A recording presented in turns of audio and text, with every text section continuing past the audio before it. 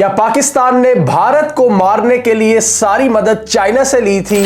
इस स्टेज पर भारत के डिप्टी आर्मी चीफ का एक ऐसा बयान आया है कि जिसके हवाले से पाकिस्तान के आर्मी चीफ को भी रिस्पॉन्ड करना पड़ गया है और उन्होंने भारत के डिप्टी आर्मी चीफ के बयान को काउंटर करने की कोशिश की है। भारत के डिप्टी आर्मी चीफ का ये बयान वैसे तो 4-5 दिन पहले आया है, लेकिन हम इसको इसलिए अब कवर कर रहे हैं क्योंकि अब हम पाकिस्तान का रिस्पॉन्स भी इसमें शामिल कर रहे हैं और अपना कुछ एनालिसिस। भारत के डिप्टी आर्मी चीफ ने इस हवाले से काफ़ी इंपॉर्टेंट बातें की हैं, कुछ कन्फेशंस की हैं, कुछ दावे किए हैं और कुछ इंफॉर्मेशन दी है। उन्होंने अपनी साइड के कुछ वॉर लेसन्स बताए हैं जिनको समझना और सुनना बहुत ज़रूरी है। जैसे मैंने पहले कहा है कि इस जंग के हवाले से जो भी इंफॉर्मेशन होगी, जो नई चीज़ होगी, हम आपके साथ शेयर करते रहेंगे और इसकी जो टेक्निकल डिटेल्स हैं वो काफ़ी इंटरेस्टिंग हैं और ये कन्फेशंस और दावे बड़े दिलचस्प हैं। आइए जानते हैं।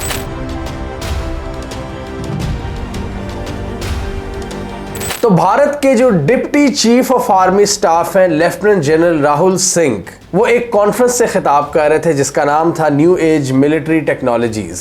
जैसा कि नाम से ही जाहिर है कि वो न्यू वॉर के हवाले से बात कर रहे थे, मॉडर्न वॉरफेयर, जिसको हमने कई वीडियोस में डिस्कस किया हुआ है और कई बातें उन्होंने वही की हैं जो हमने अपनी वीडियोस में डिस्कस की हुई हैं। मॉडर्न वॉरफेयर लेसन्स, क्या क्या चीज़ें ज़रूरी हैं और आजकल की वॉरफेयर्स के बाद क्या चीज़ें सामने आ रही हैं, कौन सी इंप्रूवमेंट्स के पोटेंशियल हमें नज़र आ रहे हैं। और इस स्पीच में उन्होंने भारत की साइड की स्टोरी बताई जो उन्होंने ऑपरेशन सिंदूर कंडक्ट किया था 7 से 10 मई तक की कहानी। तो इस हवाले से उनका कहना था कि कुछ अच्छा रहा, कुछ बुरा रहा, हमने बहुत से लेसन सीखे और सबसे बड़ा लेसन ये सीखा कि हमें मज़ीद एडवांस एयर डिफेंस सिस्टम्स की ज़रूरत है। ये एक बहुत बड़ा कन्फेशन है भारत के डिप्टी आर्मी चीफ की जानिब से, यानी भारतीय आर्मी की जानिब से। यानी उनके कहने का क्या मतलब है, भारत का जो S-400 सिस्टम था, क्या उसने भारत की एक्सपेक्टेशंस के मुताबिक परफॉर्म नहीं किया?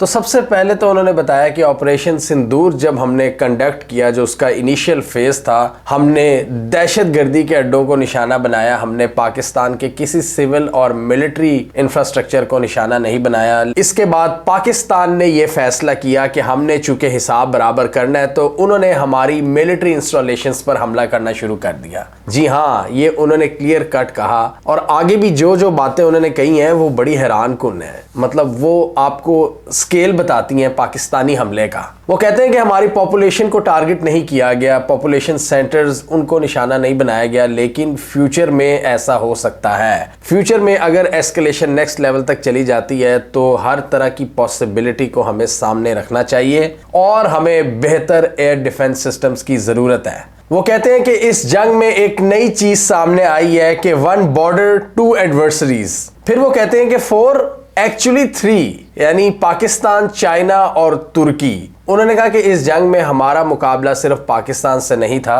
3 दुश्मनों से हमारा मुकाबला था और पाकिस्तान उनका एक फ्रंट था। चाइना पूरी सपोर्ट दे रहा था पाकिस्तान को और टर्की पाकिस्तान को ड्रोन सप्लाई कर रहा था और इस हवाले से उनके ट्रेंड सोल्जर्स पाकिस्तान में मौजूद थे। अब यहां पर उन्होंने एक बड़ी इंटरेस्टिंग बात की पाकिस्तान के चाइनीज मिलिट्री इक्विपमेंट के इस्तेमाल के हवाले से। वो कहते हैं कि 81% ऑफ पाकिस्तान का जो मिलिट्री इक्विपमेंट है वो चाइना से प्रोक्योर हुआ है, यानी चाइनीज मेड है। उन्होंने कहा कि चाइना ने यहां पर अपनी एक पुरानी स्ट्रेटजी का इस्तेमाल किया है, to kill the enemy by a borrowed knife, use a neighbour to inflict pain on enemy, यानी किसी और का इस्तेमाल करके अपने एडवर्सरी पर हमला करना। ये चाइना ने यहाँ पर स्ट्रेटजी खेली है और 36 स्ट्रेटजम्स हैं चाइना के। चाइना की जो ओल्ड स्कूल ऑफ थॉट है उसमें सिविल, पॉलिटिकल और मिलिट्री स्ट्रेटजी के हवाले से उनके 36 स्ट्रेटजम्स उनको कहा जाता है। उसमें से एक ये है कि to kill by a borrowed knife, यानी किसी और के खंजर से कत्लेआम करो। इससे मुझे वो चीज़ याद आ जाती है, अमेरिका बहादुर जो स्ट्रेटजी इस्तेमाल करता है, किराए के कातिल जब ये इस्तेमाल करते हैं ब्लैक वाटर और दूसरी प्राइवेट मिलिट्री एजेंसीज, जो कि रेगुलर आर्मीज तो नहीं होती लेकिन प्राइवेट मिलिट्री कॉन्ट्रैक्टर्स होते हैं। और उन्होंने जो जो कार्रवाइयाँ की हुई हैं उसका इल्ज़ाम यूएस आर्मी पे भी नहीं जाता।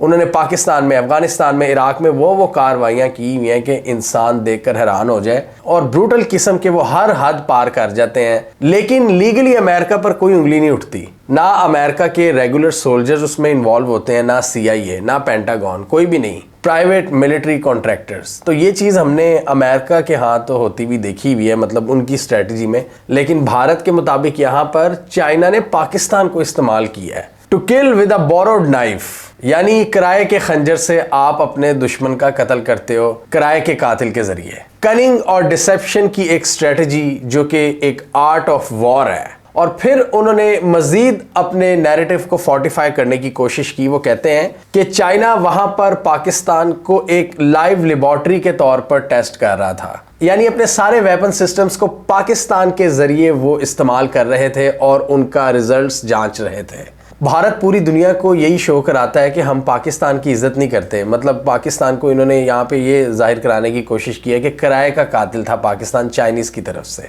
इस तरह की जब आप टर्म्स इस्तेमाल करते हो ना, या इस तरह का नैरेटिव लेकर चलते हो, तो इससे जाहिर होता है कि आपको बड़ा गुस्सा होता है अपने दुश्मन पर। तो मेरा एनालिसिस ये है कि पाकिस्तान ने ठीक ठाक इनकी छितरौल की है जो इस तरह की ये टर्म्स इस्तेमाल कर रहे हैं पाकिस्तान के लिए कि जी लाइव लेबोरेटरी थी, पाकिस्तान उनके लिए एक तजर्बागाह थी, पाकिस्तान किराए का कातिल था, इस तरह की चीज़ें। अब यहाँ पर काउंटर आर्गुमेंट क्या बनता है, ये कहते हैं कि जी 81% हमने लास्ट 5 ईयर्स में चाइना से प्रोक्योर किया है। ठीक है, आपने कहाँ से प्रोक्योर किया है? आपने रशिया से किया है, आपने फ्रांस से किया, आपने अमेरिका से किया है, आपने इजराइल से किया है। तो फिर इसका क्या मतलब हुआ? पाकिस्तान एक नहीं 5 दुश्मनों से लड़ा था। पाकिस्तान ने तो ऐसा कुछ नहीं कहा।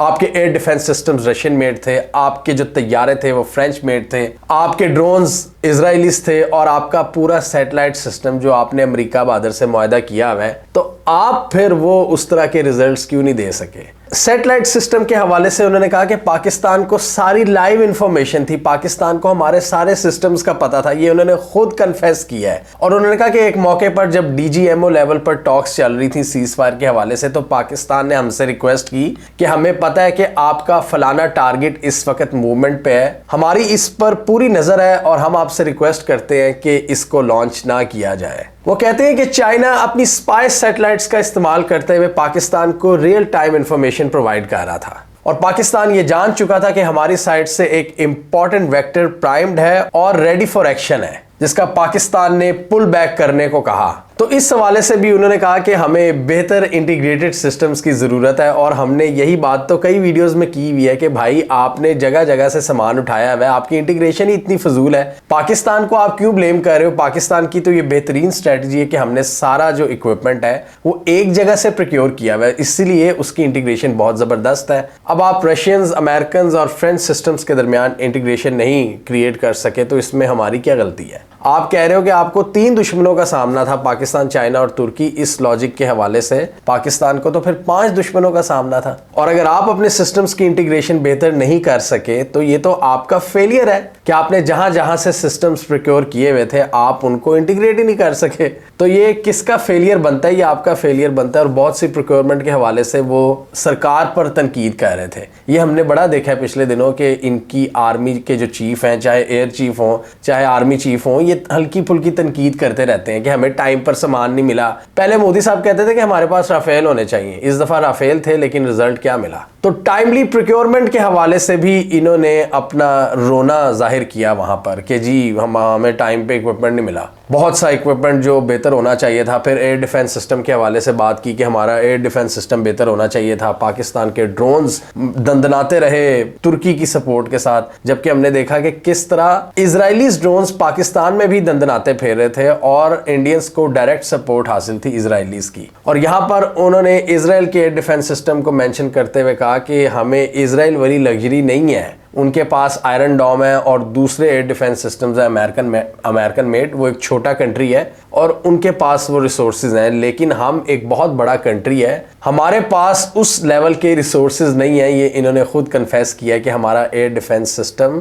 उसने रिक्वायर्ड रिजल्ट्स नहीं दिए। तो आप खुद सोचें, अगर वो टीवी पर आके ये कह रहे हैं पूरी दुनिया के सामने, तो अंदर खाते इनका कितना नुकसान हुआ होगा। बल्कि उन्होंने तारीफ की भारत के जो इंडिजिनस एयर डिफेंस सिस्टम्स थे, यानी जो उन्होंने खुद बनाए हुए हैं, वो भी अमेरिका की मदद से ही बनाए हुए हैं। कहते हैं उन्होंने फिर भी कुछ अच्छा परफॉर्म किया है। इसका मतलब इनका इशारा S-400 की तरफ था कि Russian made air defence systems ने काम नहीं सही किया, क्योंकि ये भी तो खबर आई थी पाकिस्तान ने एक S-400 की बैटरीज को तो तबाह बर्बाद कर दिया था। एयर डिफेंस सिस्टम के बाद उन्होंने कहा कि इलेक्ट्रॉनिक वॉरफेयर में बेहतरी की ज़रूरत है, और ये सारी चीज़ों में बेहतरी की ज़रूरत इसलिए है क्योंकि नेक्स्ट वॉर में अगर पॉपुलेशन सेंटर्स को निशाना बनाया जाता है तो हमारे पास बेहतर एयर डिफेंस सिस्टम्स और इलेक्ट्रॉनिक सिस्टम्स मौजूद हों जो कि हमारी सिक्योरिटी को इंश्योर कर सकें। लेकिन साथ ही उन्होंने ये भी कह दिया कि such things cost a lot of money, यानी बहुत ज़्यादा पैसे की भी ज़रूरत है। अगर हमें एडवांस एयर डिफेंस सिस्टम्स चाहिए, इलेक्ट्रॉनिक वॉरफेयर सिस्टम्स चाहिए, तो उसमें उनका मतलब शायद यही था कि पाकिस्तान बहुत बेहतर परफॉर्म कर रहा है। हमने आपको इस वीडियो में बताया था कि पाकिस्तान के पास कंप्लीट विजिबिलिटी थी भारत की एयर स्पेस की, और भारत के तैयारे कट कट कर गिर रहे थे, क्योंकि पाकिस्तान को डेफिनेटली चाइनीज सैटेलाइट्स की मदद हासिल थी। लेकिन सवाल वही पैदा होता है कि इन्होंने भी यूएस के साथ एक एग्रीमेंट किया हुआ है सैटेलाइट कम्युनिकेशन का, तो यूएस ने इनको मदद नहीं की या इनके सिस्टम सही तरह से इंटीग्रेटेड नहीं थे। फिर वो कहते हैं कि हमें मजीद CRAM सिस्टम्स की ज़रूरत है, जिसका मतलब है कि काउंटर रॉकेट, काउंटर आर्टिलरी और काउंटर मोटर, यानी इनके हवाले से हमें बेहतर दिफा की ज़रूरत है। लेकिन वो कहते हैं कि अब ड्रोन्स भी शामिल हो गए हैं, तो ड्रोन्स भी इस डोमेन में आने चाहिए। ड्रोन्स को भी रोकने के लिए कोई तरीका होना चाहिए। और सरफेस मिसाइल सिस्टम्स, इसका मतलब पाकिस्तान के जो फतह मिसाइल्स पाकिस्तान ने दागे थे ऑपरेशन बुनियानुम मरसूस के दौरान, उन्होंने बहुत ज़बरदस्त परफॉर्म किए, जो ये कह रहे हैं कि हमें मज़ीद बेहतर CRAM सिस्टम्स की ज़रूरत है। उन्होंने एक क्लियर कट कह दिया कि भारत की आर्मी के पास इस वक्त ये काउंटर सिस्टम्स मौजूद नहीं है एडिकेट तादाद में, यानी इनके पास प्रॉपर नंबर नहीं है एयर डिफेंस सिस्टम्स का, जो कि इवन कन्वेंशनल प्रोजेक्टाइल्स को रोकने के काम आते हैं। तो अंदाज़ा लगाएं, जिस दिन पाकिस्तान ने अपने एडवांस मिसाइल भारत पर दागे तो उस दिन भारत के एयर डिफेंस सिस्टम का क्या बनेगा। फतह मिसाइल सिस्टम भी पाकिस्तान का सबसे छोटा मिसाइल सिस्टम है, और इसलिए पाकिस्तान के J-10C में जो PL-15 नस्ब थे, उनको तो भारत टोटली काउंटर करने में फेल रहा है। तो इसलिए वो कहते हैं कि ऑपरेशन सिंदूर में C4 ISR की जो इंपॉर्टेंस है वो बढ़ गई है। C4 यानी 4C, command and control, communications and computers, उसके बाद इंटेलिजेंस, सर्वेलेंस और रिकॉनेसेंस। और वो कहते हैं कि हमें बेहतर सिविल मिलिट्री फ्यूजन की ज़रूरत है, यानी ये जो हैकिंग होती है, इलेक्ट्रोमैग्नेटिक स्पेक्ट्रम को जो चोक किया जाता है, उसके लिए हमें बेहतर लोगों की ज़रूरत है, AI की ज़रूरत है, टेक्नोलॉजी की ज़रूरत है, और इस डोमेन में भारत बहुत कुछ कर सकता है, यानी जो नहीं किया अभी। और फिर उन्होंने ऑपरेशन सिंदूर के हवाले से कहा कि वहाँ पर हमने बड़ा ज़बरदस्त परफॉर्म किया था। जो इनिशियल अटैक था जो कि इन्होंने मदरसों वगैरह पे किया था, कहते हैं कि वहाँ पर हमने डेटा कलेक्ट किया, टेक्नोलॉजी की मदद से, ह्यूमन इंटेलिजेंस की मदद से हमने 21 टारगेट्स को सिलेक्ट किया। उसके बाद हमने देखा कुछ मूवमेंट, और फिर हमने फाइनल 9 टारगेट्स को सिलेक्ट किया। और फिर मोदी जैसी बात ही की कि हमने तो सिर्फ दहशतगर्दी के अड्डों को निशाना बनाया था, लेकिन पाकिस्तान ने हमारे मिलिट्री इंस्टॉलेशंस पर हमला करना शुरू कर दिया उसका जवाब देने के लिए। और उसको हमने इस वीडियो में एक्सप्लेन किया था, क्योंकि पाकिस्तान के स्ट्रेटेजिक इक्विलिब्रियम के लिए बहुत ज़रूरी था ये इसको रिस्पॉन्ड करना, एक डेटरेंस क्रिएट करने के लिए, स्ट्रेटेजिक स्टेबिलिटी हासिल करने के लिए। अगर एक नई नॉर्म सेट हो जाती कि भारत किसी भी वक्त पाकिस्तान में किसी जगह हमला कर सकता है, तो फिर तो कल को भारत किसी और जगह पर भी कर सकता था। इस दफ़ा तो इनकी ये लॉजिक थी कि हमने दहशतगर्दी के अड्डों को निशाना बनाया, कल को ये किसी और अड्डों को भी निशाना बना सकते हैं, तो फिर क्या। तो इसलिए पाकिस्तान ने टाइमली इनको रिस्पॉन्ड किया है, और इसी वजह से पाकिस्तान की डिप्लोमेटिक इंपॉर्टेंस में इजाफा हुआ। क्लियरली हमने इसके बाद देखा है, बहुत से भारतीय हलकों में आवाज़ उठी है कि एक वीक ऑपरेशन सिंदूर की वजह से हमारे डिप्लोमेटिक एक्शंस पर फ़र्क आया है और भारत की डिप्लोमेसी फेल रही है। और दूसरी तरफ पाकिस्तान ने ज़बरदस्त डिप्लोमेसी का मुजाहरा किया है, जिसमें ट्रंप को, जिसमें चाइना को, रशिया को, सेंट्रल एशिया को, तुर्की, ईरान, सबको अपनी तरफ किया है, आज़रबाईजान को, बांग्लादेश को। अभी बांग्लादेश के हवाले से भारत के CDS का कमेंट आया है कि ये जो एक अलायंस बनता हुआ हमें नज़र आ रहा है, ये हमारे लिए एक बहुत बड़ा थ्रेट है। उन्होंने कहा कि चीन, बांग्लादेश और पाकिस्तान का इत्तेहाद भारत के इस्तेहकाम और सलामती के लिए एक बहुत बड़ा ख़तरा है। उनके मुताबिक अगर ये तीनों ममालिक किसी स्ट्रेटेजिक कोऑपरेशन में चले जाते हैं तो भारत की जो नेशनल सिक्योरिटी है उससे इम्पैक्ट होगी बुरी तरह से। तो भारत के डिप्टी आर्मी चीफ के कन्फेशंस का अगर हम खुलासा निकालें तो क्या पता लगता है। वो कहते हैं कि हमें एयर डिफेंस सिस्टम्स इंप्रूव करने की ज़रूरत है, हमें इलेक्ट्रॉनिक वॉरफेयर इंप्रूव करने की ज़रूरत है जिसमें उन्होंने मार खाई है, सिविल मिलिट्री कम्युनिकेशन बेहतर करने की ज़रूरत है, और चाइनीज़ मिलिट्री सैटेलाइट्स को काउंटर करने का तरीका हमें ढूंढना होगा कि जो हमारे सर पर मंडला रहे थे और हमारे ही खिलाफ लाइव इंफॉर्मेशन दे रहे थे पाकिस्तान को। जबकि आपको याद है कि जंग के दौरान भारतीय टीवी चैनल्स क्या कह रहे थे कि पाकिस्तान की तरफ से जो भी प्रोजेक्टाइल आ रहा है भारत उसको मार गिरा रहा है। भारत ने बड़ी सख्ती से पूरे मीडिया पर कंट्रोल हासिल किया हुआ था और किसी को कोई इजाजत नहीं थी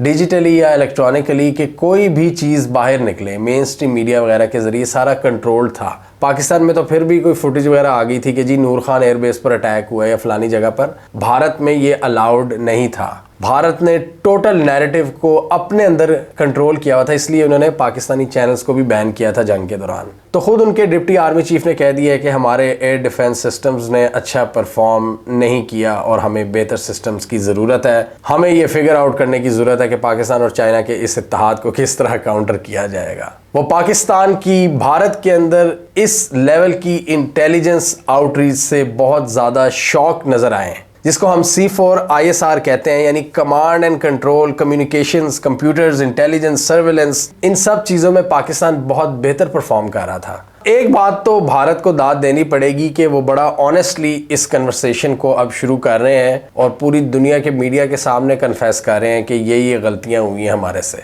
भारत की यहाँ पर हमें एक स्ट्रेटेजिक कन्फ्यूजन भी नज़र आती है। दुनिया को कुछ और बेचते हैं और अपनी आवाम को कुछ और। दुनिया को ये बताते हैं कि हम चाइना के कंपेटिटर हैं, लेकिन असल में इनका मुकाबला है पाकिस्तान से। अंदरूनी जो इनका सारा नैरेटिव है मुल्क के अंदर वो पाकिस्तान के खिलाफ ही बिकता है। मतलब चाइना बैशिंग से पॉलिटिक्स में इतना कोई फ़ायदा नहीं होता भारत में जितना पाकिस्तानी बैशिंग से होता है। लेकिन इंटरनेशनली ट्रंप वगैरह को क्या कहते हैं कि हम तो चाइना का मुकाबले में है। इसलिए अभी दुनिया के सामने जो प्रेस कॉन्फ्रेंस की है उसमें जो इंग्लिश में की है उसमें इन्होंने चाइना पर भी तनकीद की है कि चाइना बेसिकली पाकिस्तान को इस्तेमाल कर रहा था। और ये चीज़ हमें ज़हन में रखनी चाहिए कि हमला पाकिस्तान ने नहीं किया था, हमला आपने पहले किया था, उसके बाद पाकिस्तान ने रिस्पॉन्ड किया था, चाहे जिसकी भी मदद लेकर। भारत का जो ओवरऑल मिलिट्री पोस्चर है वो पाकिस्तान सेंट्रिक है, यानी एक्चुअल में पाकिस्तान की तरफ तोपों का रुख है। भारत की 6 ऑपरेशनल कमांड्स हैं, उनमें से 5 का जो फोकस है वो पाकिस्तान सेंट्रिक है। उनकी डिप्लॉयमेंट्स पाकिस्तान की तरफ फोकस्ड हैं,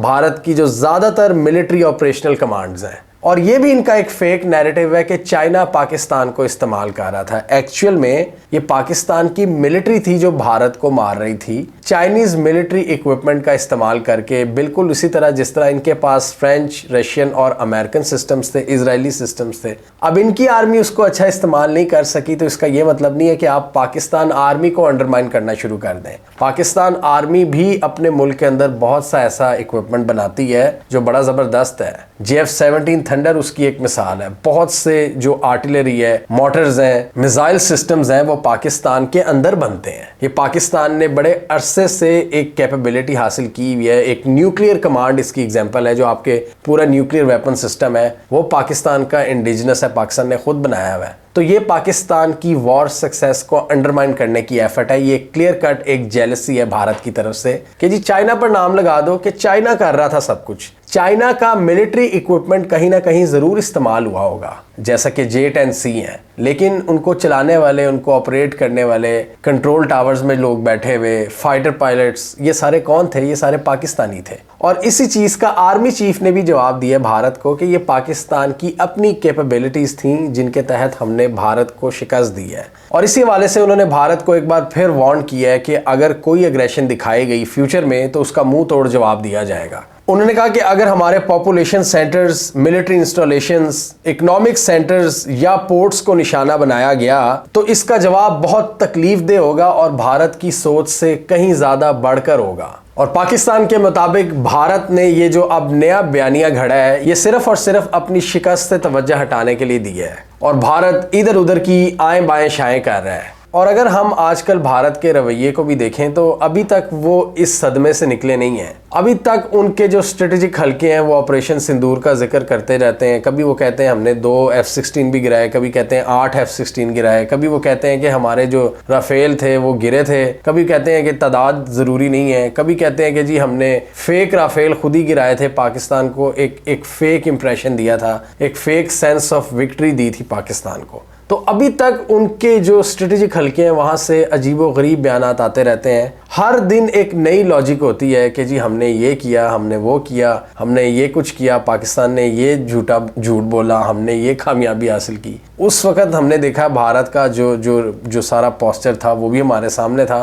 अब वो जो मर्जी करते रहे वो मैटर नहीं करता। और इलेक्ट्रॉनिक वॉरफेयर के हवाले से भी भारत ने कोई लेसन्स नहीं सीखे। 2019 में भी पाकिस्तान ने कंप्लीट विजिबिलिटी हासिल की थी इनकी एयर स्पेस पर और ज़बरदस्त तरीके से पाकिस्तान एयरफोर्स ने इनको इंगेज किया था। इनके 2 फाइटर जेट्स मार गिराए थे, अभिनंदन को पकड़ा था। ये उससे कोई सबक नहीं सीख सके। तो ये क्लियर कट है कि पाकिस्तान एयरफोर्स को एक क्लियर सुपीरियॉरिटी हासिल थी इंडियन एयरफोर्स पर। हमने इलेक्ट्रॉनिक वॉरफेयर में बहुत बेहतर परफॉर्म किया है भारत के मुकाबले में। और एयर डिफेंस सिस्टम्स की बात करें तो पहले तो मैं ज़्यादा इस पर फोकस कर रहा था कि पाकिस्तान को बेहतर एयर डिफेंस सिस्टम्स की ज़रूरत है, लेकिन अब भारत के जो डिप्टी आर्मी चीफ है उन्होंने खुद ही कह दिया कि हमें भी बेहतर एयर डिफेंस सिस्टम्स की ज़रूरत है। तो यहाँ पर दोनों साइड्स तकरीबन बराबर हैं, दोनों का नुकसान हुआ है, दोनों को बेहतर एयर डिफेंस सिस्टम्स चाहिए। लेकिन air force, fighter jets, fighter pilots और पूरा सिस्टम इलेक्ट्रोमैग्नेटिक स्पेक्ट्रम, उसमें पाकिस्तान ने बेहतर परफॉर्म किया है। ये चीज़ क्लियर है कि पाकिस्तान ने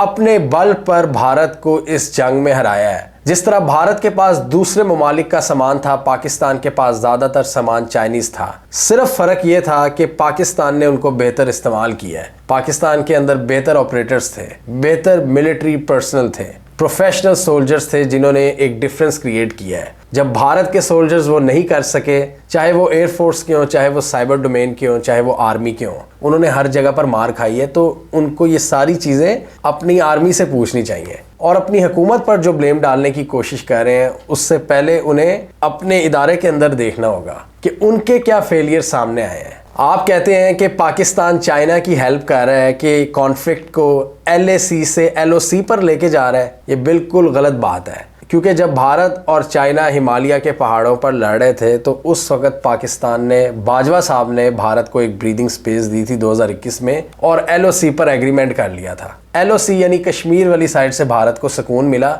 भारत ने अपना फोकस चाइना की तरफ कर लिया था। और अभी रिसेंटली चाइना के साथ जब इनके बहुत से मामलात हल हुए हैं लद्दाख के इश्यूज़ पर, तो इन्होंने पाकिस्तान पर चढ़ाई कर दी और कह रहे हैं कि पाकिस्तान चाइना की मदद कर रहा है, पाकिस्तान चाइना का फ्रंटमैन बन रहा है। गलत नैरेटिव, हक़ाइक़ के बिल्कुल मुनाफी।